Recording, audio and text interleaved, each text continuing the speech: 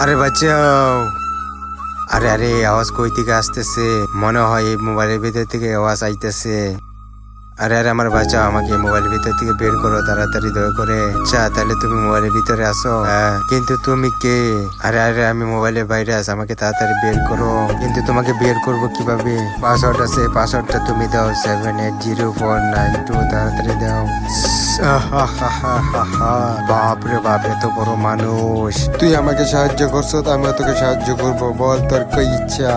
আরে তুই তো নিজেরই সাহায্য করতে পারস না, তুই আবার আমাকে কেমন সাহায্য করবি?